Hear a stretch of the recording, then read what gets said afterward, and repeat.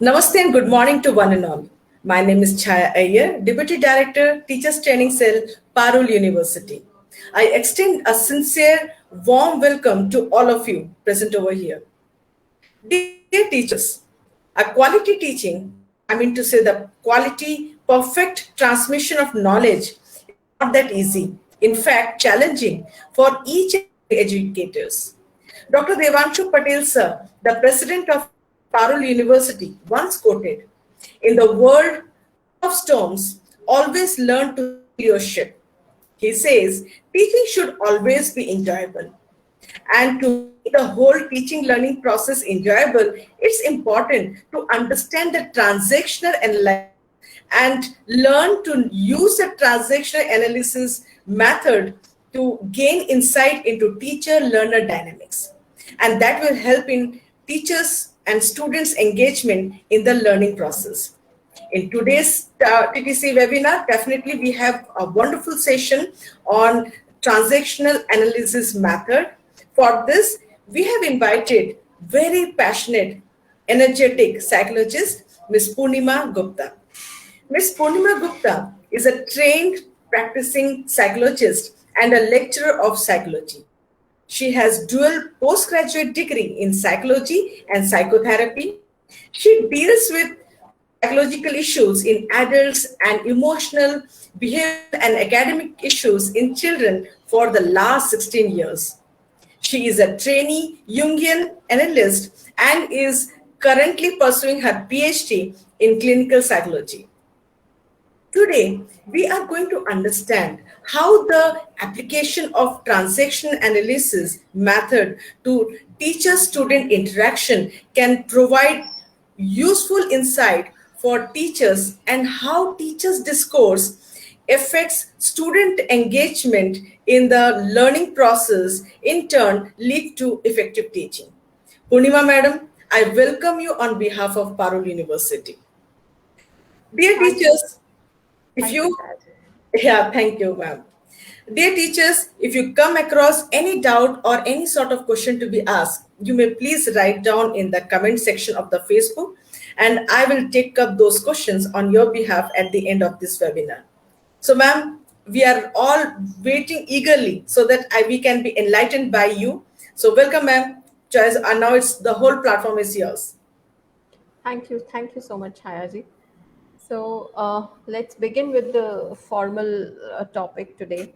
So today we are going to talk about transactional analysis, and many of the people who are listening to this live conversation between me and Chayaji, I'm sure you must have heard about this method or theory by Eric Berne, a prominent psychoanalyst of his time, because it has been widely used across management and especially the organizational behavior or HR practices.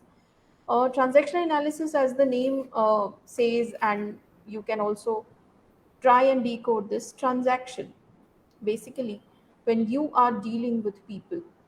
So, what transpires between two people that gives the situation its ethos or its flavor or its uniqueness, because of which certain situations linger on in our mind for our life, and certain situations just fail to make an impact over us. So, when you talk about transaction analysis, this basically emerged the ec- out of Freudian psychoanalysis as an extension, I would say. I'm trying to simplify transaction analysis because I am sure not everybody belongs to the field of psychology. And that's why I will have to de-psychologify this whole method and theory so that teachers can use it. So that teachers can actually make use of this wonderful theory and technique when it comes to classroom management, when it comes to managing their students' behavior, when it comes to manage their own psychological health, because I'm sure for last 1.5 year of this pandemic, this online teaching thing has taken its own toll over all of us. While we are constantly sitting in front of the screens and not able to maintain a humane touch with our students, we are wondering whether our students are taking home what we are teaching, or they are falling short of learning, We are not sure whether our students are getting clarity about the conceptual part of their syllabus, whether they are going to be able to use that teaching into their life. We are not sure about anything. Yet, putting the best foot forward. As they say, the show must go on. So, as teachers, we are fulfilling our responsibilities in the best way possible. So let me start transaction analysis formally. Chayaji, can you please put up the PPT? Sure, sure.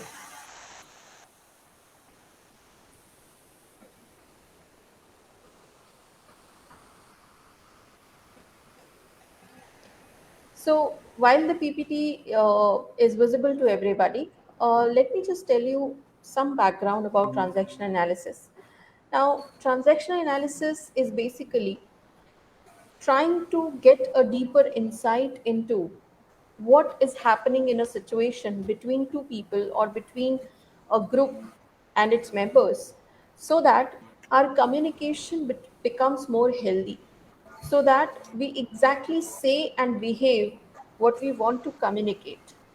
Most of the times what happens is, when we are talking to people, though our words may be exactly what we want to say, but our body language, our eye contact, our hand gestures, the way we sit is communicating something just opposite to what we are speaking. Our eye contact, our hand gestures, the way we So, sit. Chayaji, my own voice is echoing here. Okay, fine. Is it okay now? Yes, much better. Yeah. Thank you. So, when you talk about transaction analysis as to why is it important for teachers to understand, I would only give you one simple reason, so that your teaching has its maximum benefits, maximum outputs as far as the learning is concerned. So that your students exactly get involved with the teaching and do not get distracted. And you also, as a teacher, feel accomplished after your lectures or after your classes. Can we move on to the next slide? Yeah. So, since I said that transactional analysis has come out of Freudian theory, Sigmund Freud is a big name. He is the one who brought out this concept of unconscious mind, something that we are not aware of, something that has its strong hold on our behavior, on our language, on our personality. And from there emerges the concept called Freudian slips, things that we say out of a slip of tongue and do not intend to, but exactly that is something we are feeling inside. So Eric Berne came up with this model quite close to what Sigmund Freud had told, that we all have a parent, a child, and an adult within us. And if you look at it from the teacher's perspective, I would like you all to parallelly think about, when is it as a teacher you are talking to your students as a parent? When is it that as a teacher you're talking to your students as a child? You're probably expecting a child to child communication. You get down to their level without consciously being aware of it. And the interaction that then happens between a teacher and a student is actually not something that is between teacher and a student, but psychologically it is actually a child communicating to the other child. And as a teacher, when is it that you really are behaving like an adult? So let me first tell you what are some of the traits of all these three ego states. So what is a parent ego state all about?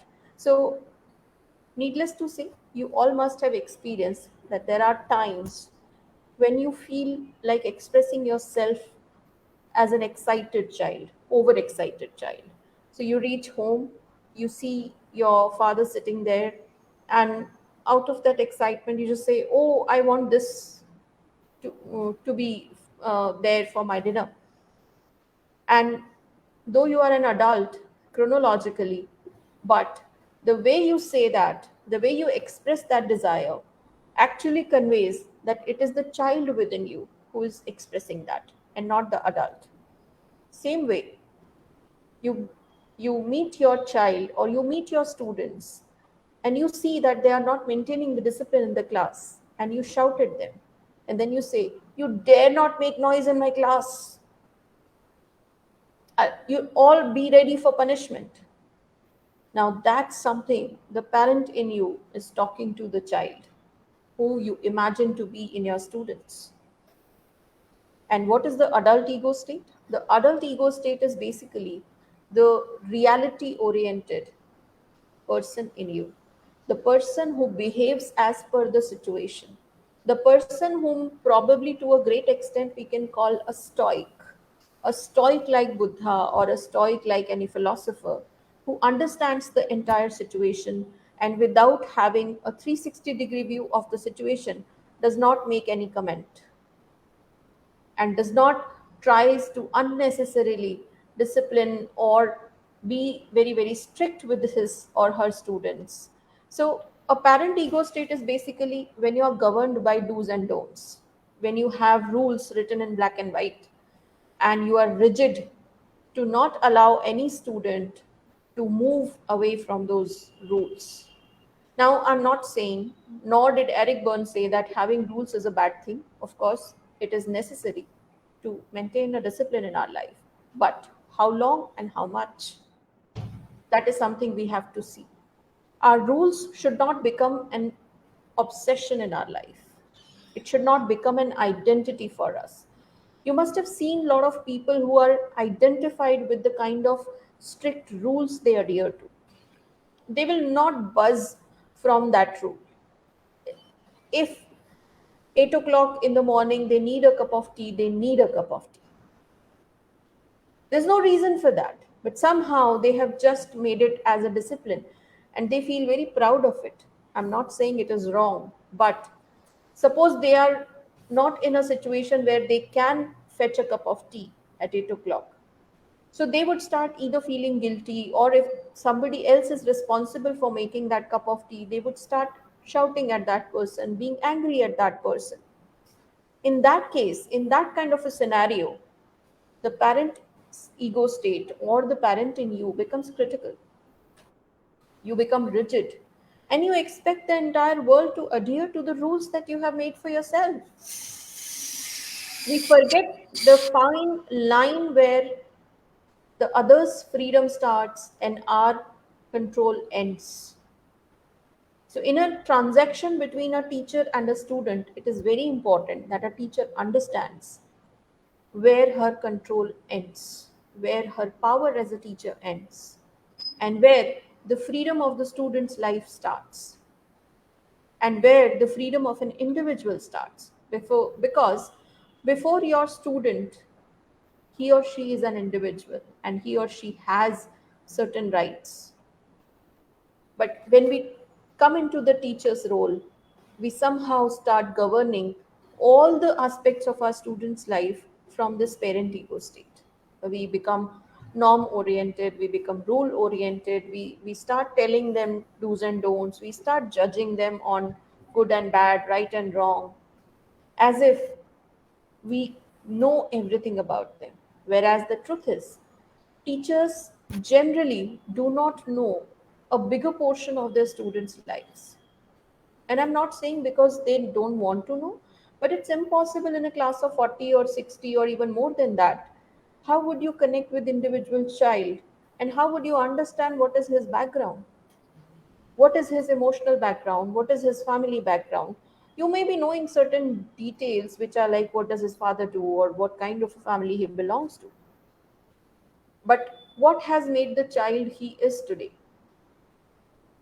So, the parent ego state, as I said, is always about do's and don'ts, rules, norms, regulations, discipline, strictness.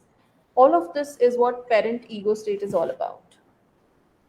Then comes the child ego state. I'm sure you all know the free will person, the person who doesn't believe in any rule, any regulation, any norm, and lives his life on his own terms, who is always ready to rebel, who is always pleasure seeking, comfort seeking, wish fulfilling. That is the child. And we all have a small child within us. The only thing is probably Because of so many social roles and expectations from us, we have suppressed the child within us. That's why we have forgotten to be happy for small things. And we wait for big things to be happy.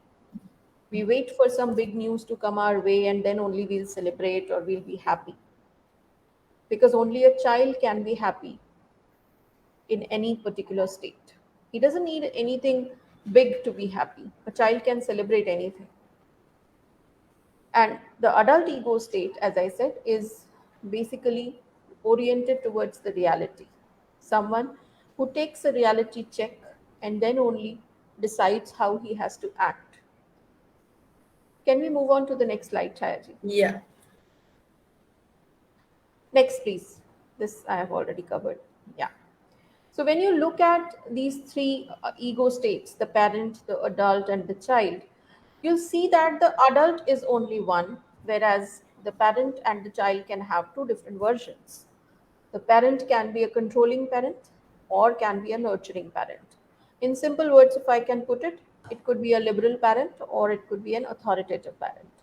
Now, as a teacher, ask yourself, what happens when you enter a class? Do all the children sit quietly, or some of them place their hand on their mouth and giggle, or students approach you because they want to talk to you, or students avoid you when you enter the class and they just wait for your period or your class to get over? And you will know whether you are a controlling parent or you are a nurturing parent. A controlling parent would instill fear in her students, and a nurturing parent would always instill confidence and faith in her students. So, a very good reality check for teachers could be just observe what happens when you enter a class or when you start an online class. Do children feel confident enough to talk to you, to share with you, to ask you questions, to participate in your class? Or your classes are a boring one, students are not at all interested, and it's not about the way you teach. It's also about your personality as a teacher. It's also about your own psychological presentation as an individual, which we are discussing today. So, are you a controlling parent or a nurturing parent?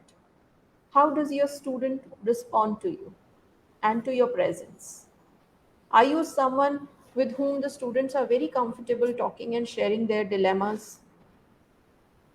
Are you a teacher with whom students are not at all comfortable, or students avoid talking to you and they just want your classes to end somehow? Even a 45-minute, 60-minute class is a very long class for a teacher like that. Are you someone who does not believe in flexibility when it comes to discipline norms? Are you a teacher who does not allow any leeway to her students? Are you someone who always believes that students are mostly lying about their situations when they are asking for a class off, or they want you not to teach in a particular class and say that, ma'am, let's talk something else?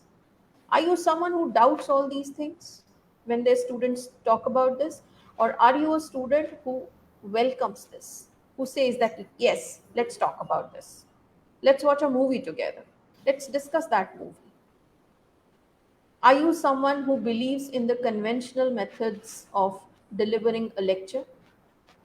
Or are you someone who is always ready to learn new methods of delivering a lecture from her students also? And this exactly would tell you whether you are a controlling parent or a nurturing parent. Because somewhere that also would be reflective in your relationships outside the college or the universities or colleges. With your own children, you will see yourself behaving as a controlling or a nurturing parent. When it comes to the child in you, just see how do you behave as a teacher or as a professor in front of your authorities. Do you behave like yes sir or yes ma'am, or you are someone like I will do what I want to? Because both are not healthy. In the sense, extremes are never good. One needs to find a balance for himself. One needs to be balanced in his or her approach. One needs to understand how things are. What is it that is expected out of me as a teacher? But there are moments when you find yourself not behaving as an adult, rather behaving like a 10, 12-year-old child. And those are the indications that you have regressed to the child ego state, and you are not in the chronological state of mind that you are of. And you will see a 40-year-old person behaving like a 10-year-old. His language will become like that, his body language will become like that, his face would look like, the expression would be, oh, it's a small child talking to you. So a teacher has to be very, very observant, especially self observant, not just observant of his students.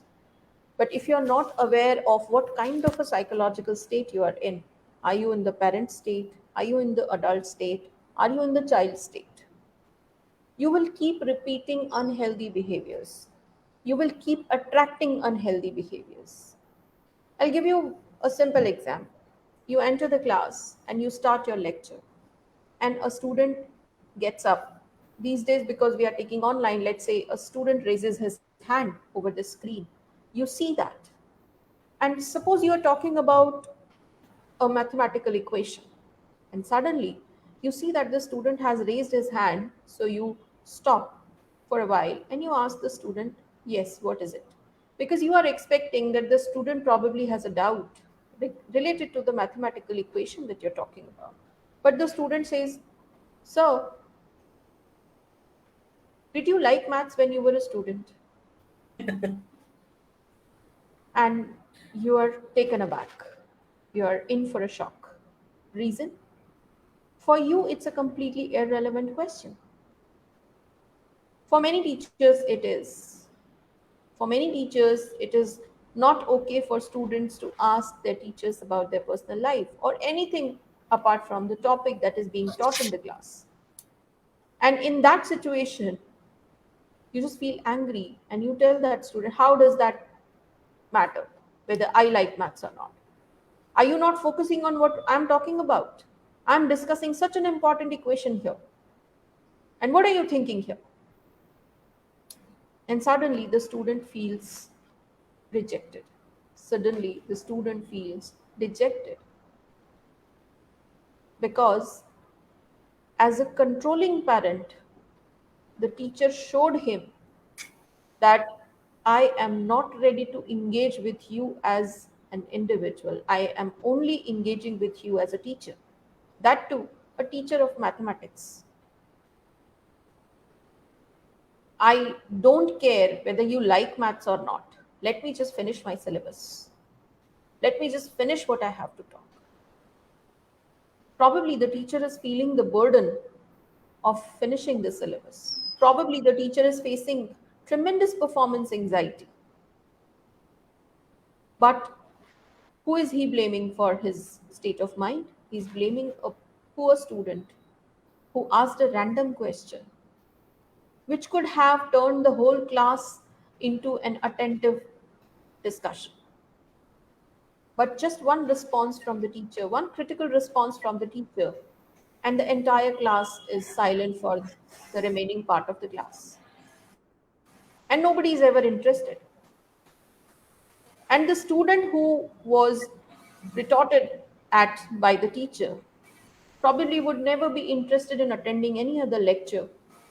It's only because of the attendance, the percentage, the internal marks, he will be attending the lectures, but he'll never be present in the class mentally. His body will be there, but mentally he has already rejected the teacher. On the other hand, if there is a teacher who responds in a different way to the same question, the student gets up and asks, so, ma'am, did you like maths when you were a student? And the teacher is like, oh, no, I never liked it. It's just by hook, I just became a teacher for mathematics. I never thought that I'll pursue mathematics as my post graduation specialization. And then the conversation moves on to what are the challenges? What does a student generally feel about mathematics? And that opens all other students also. That suddenly brings all the students to the same platform And when they see that their teacher is also a human being who also has had her own fears and anxieties and questions and dilemmas, they suddenly feel one. They suddenly feel connected. Remember, similarity is always a ground for connecting with others. When you feel too different from somebody, you do not want to connect. But when you feel that there is something similar between you and the other person, you know that there is a point to connect. So when a teacher opens herself or himself up to the students regarding his own questions, regarding his own struggles, regarding his own battles, the student is always more likely to connect with the teacher. The student is always going to enjoy because he understands, oh, she also has faced what I'm facing today. But when the teacher acts like a teacher, a true disciplinarian, focused on the syllabus, always in the work mode, always diligent, the student feels that, okay, she is someone I would not like to be. She represents something that probably I am not going to be. And that's where the students start detaching from the teacher.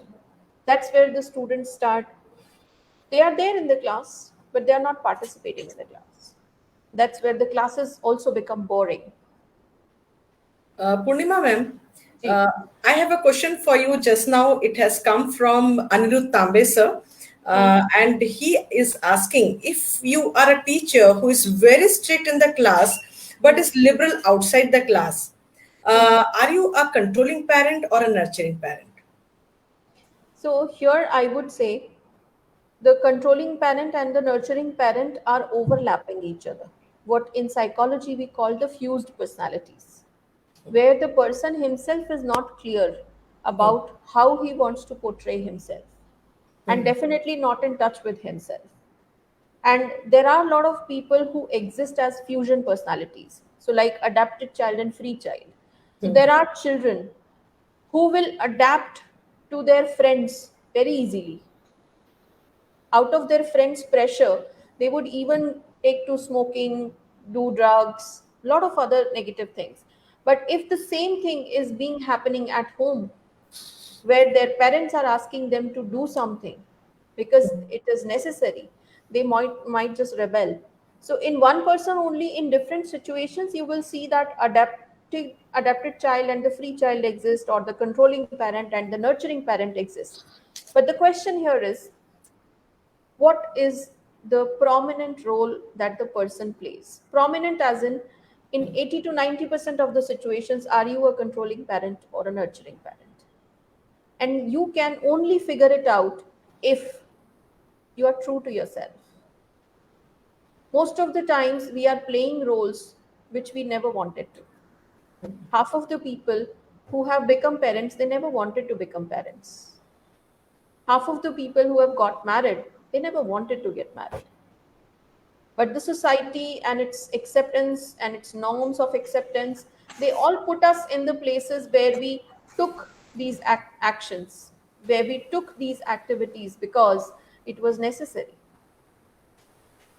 So, in a situation where we are not living true to ourselves, I think it would be very difficult to determine whether you are a parent playing the role of a teacher or whether you are a child playing the role of a teacher. Because if in the classroom you are a very controlling teacher and outside you're a very, very nurturing teacher, then the primary impression that it sends is that probably you are too conscious of your performance as a teacher, and you are always conscious and cautious about how your students view you. You do not want your students to take you for granted. It's a direct sign of performance anxiety that you're always conscious कि okay, class में मुझे क्या feedback मिल रहा है, students पढ़ रहे हैं या नहीं पढ़ रहे हैं, मेरी क्लास के बारे में बाहर जाके क्या बात हो रही है, are people talking good about me as a teacher, are people talking bad about me as a teacher, am I being criticized for the way I teach? And that's why you're never able to open to your students. And that's why the controlling parent, as you're saying, in the class, it appears to you that you're a controlling parent. and outside the class you're a nurturing parent, but it might not be so. You might be a very, very warm and affectionate person, but your anxiety about your performance as a teacher puts you in that space where you are always trying to put rules in place, discipline in place, so that your class is looked upon as a good class, as a healthy class. I hope that answers your question. Yeah, yeah, definitely. Wonderful. Okay. So, coming to the adult role, one of the most difficult positions to stay and hold on to, reason, as I said, it demands reality orientation. It has got nothing to do whether I'm in a class or whether I'm at my home or whether I'm in a party, whether I'm in a social function. Being adult simply means being responsible for yourself first and then for others, in the sense to the reality, to the situation. But most of the time, we are acting as per what is expected out of me. We mostly act according to what people want me to. We are hardly in a situation where we take actions or we behave in a particular way because that's the right way. And the right way is not according to me or according to a book or a Bible or a scripture or any social body. The right is right for all. It is not like having a cup of tea in the morning is good for your health or bad for your health. It's not that kind of a rule. Being right is about what benefits in a particular situation, because the same situation in different times may have different right actions. If in one situation drinking hot water is the right thing to do, the same situation after 4 months, because the season has changed, drinking hot water may not be the right thing to do. And this is exactly why the old school people or the learned people always comment upon when today's dietitians or any other person just tells that everybody should drink 3 liters of water on an average. But it is not right, because every human body is unique. Every body has its own needs. You cannot say that just because 3 liters of water is an average need for a human body, it should be followed diligently by everybody. No. The only rule for drinking water is, if you feel thirsty, drink water. If you don't feel thirsty, don't drink water. There is no other rule for drinking water. The same is for eating your food. You should not eat 3 times or 5 times or 2 times or 1 time. You should eat when you feel hungry. Exactly.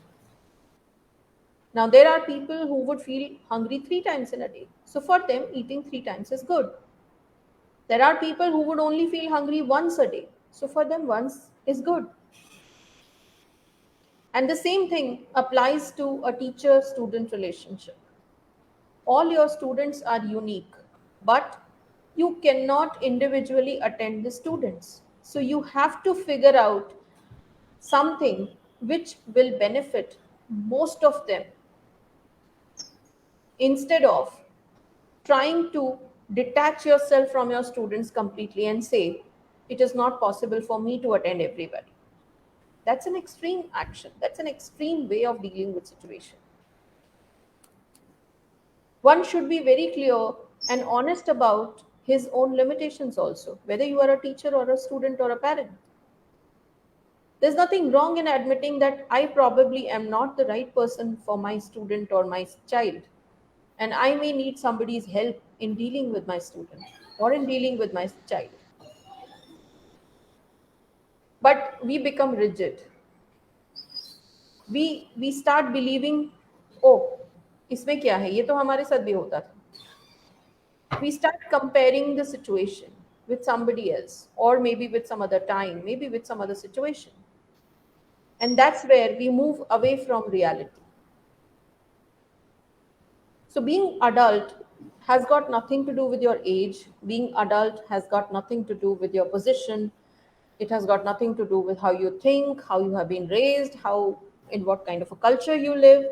Being adult simply means one thing, that is, stay in reality. Respond to the real time situation. Don't act from your past experiences and don't plan for your future. And this planning is not exactly what you do for your career and for relationships. This is different. When you talk about being an adult, you have to understand that if one student did not behave nicely, doesn't mean that all the rebellious students in the class are going to misbehave. Today, I see a lot of teachers labeling their students as inattentive, impulsive, living with a sense of entitlement, indisciplined, argumentative. But my question is, have you really spoken to all of them individually? Have you really tried and understood what is bothering those students? Why is it that they feel that only by shouting and arguing with their teacher will help them? Always remember the thumb rule. Every behavior has a reason. Whether it is an adult or a child or a parent or a senior citizen or a young baby, whichever it is. Every behavior has a reason, that is why it is there. And second thumb rule for teachers is if you want your students to change a particular behavior, you first be clear what behavior will replace the current behavior. You cannot expect a student to be empty by changing his behavior. So, if a student is changing his behavior, then instead of this behavior, what other behavior will he get into? Because he simply cannot sit idle. आपने ये तो कह दिया कि आप जोर से बात नहीं करोगे. जोर से बात नहीं करेगा तो क्या करेगा? If you are expecting कि चुप बैठेगा, forget it. He is not going to sit quiet. वो चुप नहीं बैठेगा, लेकिन अगर आपने उसको चिल्लाने की या जोर से बात करने की परमिशन नहीं दी है तो वो शायद अपने बाजू वाले को परेशान करेगा. वो उसकी नोटबुक ले लेगा या वो उस मोबाइल पे कुछ करेगा या वो क्लास में मोबाइल यूज करेगा या चिट बना के किसी और स्टूडेंट को परेशान करेगा, बट वो कुछ करेगा. Just because the teacher has made this rule कि क्लास में कोई जोर से बात नहीं करेगा is not going to help you. Rather, your instructions should be we will not talk loudly. Instead, we will talk to each other about the lesson that we are going to learn today. Now, this is something that will engage the child. So, you are saying that yes, जोर से कोई बात नहीं करेगा, but you are also telling them उसकी जगह पर क्या करना है. So, your instructions as an adult matter. अगर आप एक डिक्टेटर की तरह अपने रूल्स और डिसिप्लिन्स और नॉर्म्स क्लास में बताएंगे तो no child is going to feel inclined to follow that. They are always going to feel rebel against you. They are always going to feel ये तो नहीं करना है, इन्होंने बोला है ना इसलिए नहीं करना है. And they would start losing faith in you. They would start going away from you as a teacher. And if you want that your students should engage with your subject, with your topic, then acting as an adult, giving them instruction as an adult is of utmost importance. Second thing, as a teacher, always remember whatever be the age of your students, they are an individual first. No matter which background they come from, no matter what culture they bring along, no matter what is their age, what is their social status, what kind of an academic background they have, what kind of academic achievers they are. Beyond all this, they are an individual first. An individual who can think, who can feel, who can socialize, who can perform. Maybe not in academics, in some other area, but he can perform. Each one of us has some particular area where we shine, where we shine at our best. It might not be your subject. Chaya, there's a lot of disturbance coming. Uh, just a minute. Let me mute my microphone then. Yeah. Just a minute.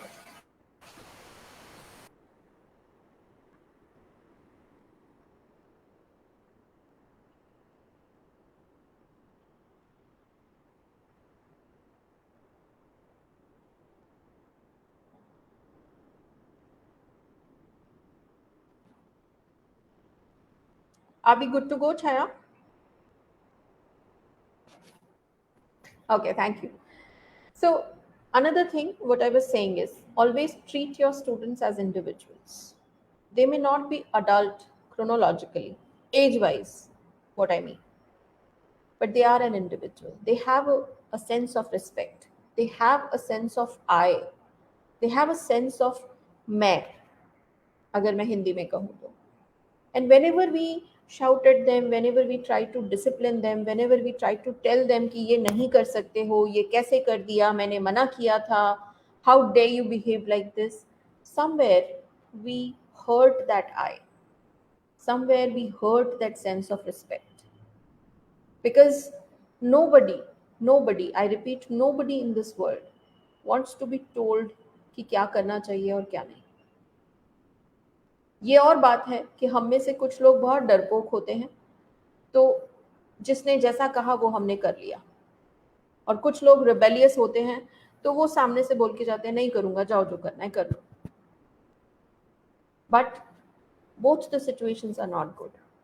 I'm sure no teacher wants an all yes kind of a student who always says yes.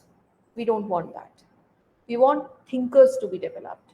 We want students who can think for themselves and then think for society, because that's what our job is.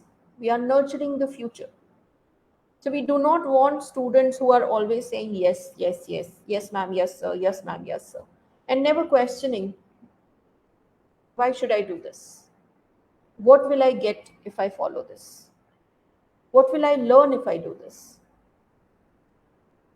And at the same time, we also don't want children who are always saying no. So both the extremes a teacher would not want. And this is only possible when you bring alive the adult in you. Chaya, please, next slide. So, why do we use transactional analysis? So, these are some of the points that you can understand. Of course, as I said, it helps you improve your interpersonal communication, it helps you avoid conflict. You can actually observe whether you are behaving as a parent to your students or you are behaving as a child to your students. And by being aware, you can modify and change your interpersonal relationships. Chaya, next slide. Okay. Now, this is something which you need to understand. In transactional analysis, as we said, what is happening between two people? In our case, it's teacher and student. The transactions which are called the straight transactions. Straight means healthy transactions. So if an adult is talking to an adult, and here when I say parent, adult, and child, I am not referring to any age. An adult could be a 12-year-old person talking to another 10-year-old person, and we are saying adult because psychologically they are behaving as adults and not behaving as parent and child. So, straight transactions means when an adult interacts with another adult. So, for example, if I ask you, will you tell me what time it is? And you say, it's 4 o'clock. Now, it's a very simple transaction. एक adult ने time पूछा, दूसरे adult ने बिना कुछ उसमें add किए सिर्फ टाइम का जवाब दिया. Another straight transaction can be a parent and child. So parent says, you have to go to bed right now. I'm sure this happens in every house every night. And the child says, please, can I just finish this? Whatever the child is doing. maybe watching TV, maybe watching a cartoon show, maybe doing something else. But the parent says, you have to go to bed right now.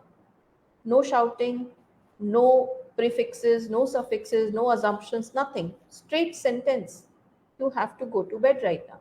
And the child says, please, can I just finish this? These are called healthy transactions.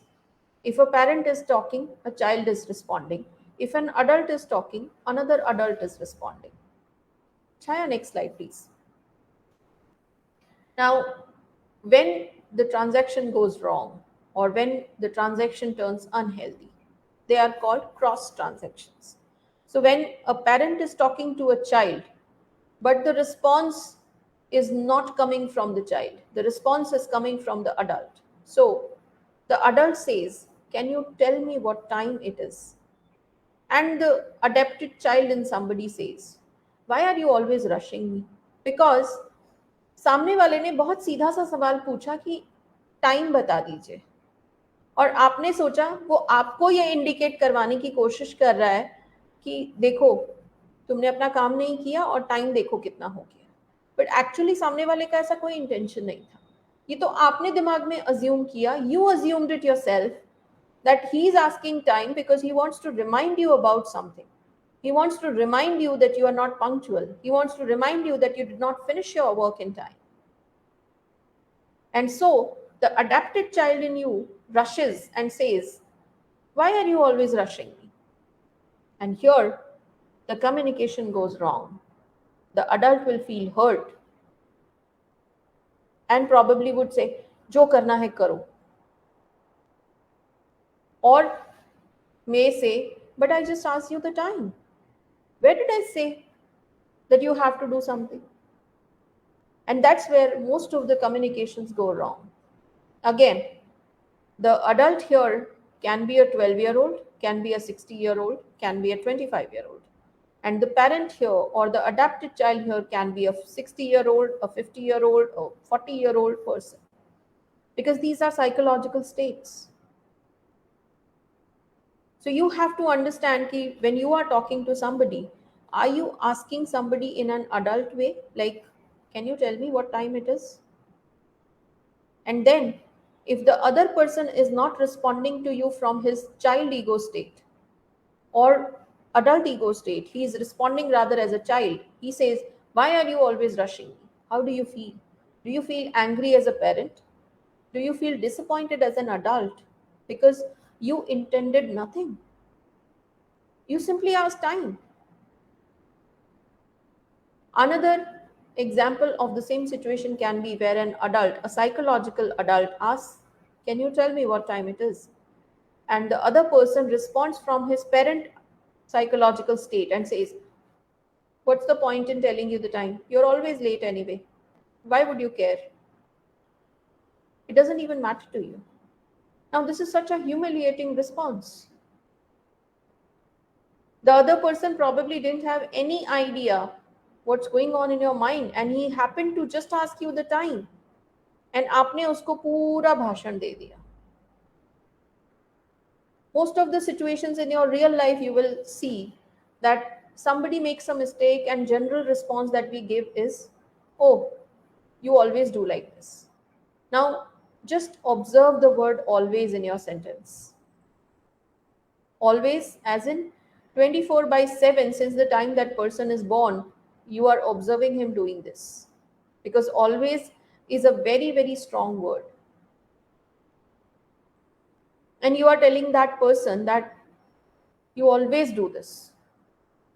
तुमसे तो कुछ कहना ही बेकार है. Parents generally talk to their children like this. Sometimes teachers also I have heard in the class saying, why do you always have to disrupt the class? Always, as a teacher, you may be teaching hundreds of classes, and this one student always disturbs your class. And that's where we need to become a little aware of what are we talking. Instead of scolding a child by saying, scolding a student by saying that you always do this, can we exactly be realistic? Can we give him an adult response saying that I understand that you want to ask something or say something probably, but will you wait till I finish my lecture? After that, maybe you can talk whatever you want to talk. But instead of that, most of us respond as a parent and say, why do you always have to do this? Why don't you listen to me? I had already told you that the class has to be quiet. I have already told that camera has to be on. Still nobody has put the camera on. If you talk like a parent, chances are that the child will give the response. The child psychological state of your student will give you the response. Now, that child can be a free child, an adapted child, or can be the rebel child. It depends on which parent has asked the question, the nurturing parent or the critical parent. But most of the teachers generally have the critical parent within them who asks the question. Chaya, can we have the next slide? So, if you look at cross transactions, uh, I personally feel the teachers have to be very, very mindful of their words, mindful of which state you are in. Suppose you didn't have a very good start to your day at home, and you might be upset about it. And in that irritation, in that frustration, you might end up saying certain things to your students. You might end up not being available to your students in the class. So, what is it? Do you become a parent psychologically? Do you regress becoming a child? Or you understand that what happened at home stays at home? Here, I'm a professor or I'm a school teacher, and my responsibility primarily is towards my students. So I have to focus on what happens to my students, what are they talking, and I really have to pay attention to what they want to ask, not what happened with me in the morning. An extension of this also is what we call self care. So, for teachers, I would say, watch out how you talk to yourself. आपने अपने आप को भी अगर कभी सुना होगा तो आप भी हमेशा अफर्मेटिव सेंटेंसेस में बात करते हैं. कोई दिन अच्छा नहीं हुआ तो यू विल हियर योरसेल्फ कि अपने कलीग्स के साथ जब आप बात करते हैं यू वुड से आज का दिन ही खराब है, सुबह से ही कुछ अच्छा नहीं हो रहा है. Now just look at this. सुबह से कुछ अच्छा नहीं हो रहा है. Just one thing did not go your way, just one thing didn't go right, and you're blaming the entire situation since morning. Because सुबह से तो बहुत कुछ हुआ है. You woke up healthy. That's the first thing. You could do all your daily chores, natural calls. That's the second thing to be grateful. You had time to prepare breakfast. You could eat healthy homemade food. That's another thing to be grateful for. But maybe a small argument with a family member, or maybe your phone didn't work, or maybe something got broken at home. And what are you saying? आज का दिन ही खराब है. Whereas the day is just not gone completely. And this is what we all need to remember, how we talk to ourselves, how we talk about our life. Are we talking about it in a very, very affirmative, negative way, which we continuously do? मेरे साथ तो हमेशा ही ऐसा होता है. And we love to play victim. We love to tell the world the sob stories that we have. Whereas if you look at in reality, those sob stories are probably not even 10% of your entire life. अगर हम 5 minute शांति से बैठकर अपनी life के बारे में इस वक्त भी सोचें. Right now it is 12:24. Just think about your life at this moment on 9th of July 2021. Much of your life is going good. Much of your life. But अभी कुछ एक छोटी सी गड़बड़ हो जाए and you will see yourself saying, मेरे साथ तो हमेशा ऐसा होता है. And that's where you will see how you connect to yourself. You are a critical parent probably. If you continuously tell yourself, मेरे साथ तो हमेशा गलत होता है, you are probably behaving as a critical parent. But you need to be an adult that yes, most of my life is good. It's just that this one area probably needs some fixing. और यहाँ मुझे थोड़ा सा attention pay करना है. So I would simply say just be mindful of your transactions, whether they are with you, whether they are with others. And I'm sure this theory will help you a lot. Chaya, this is from my side.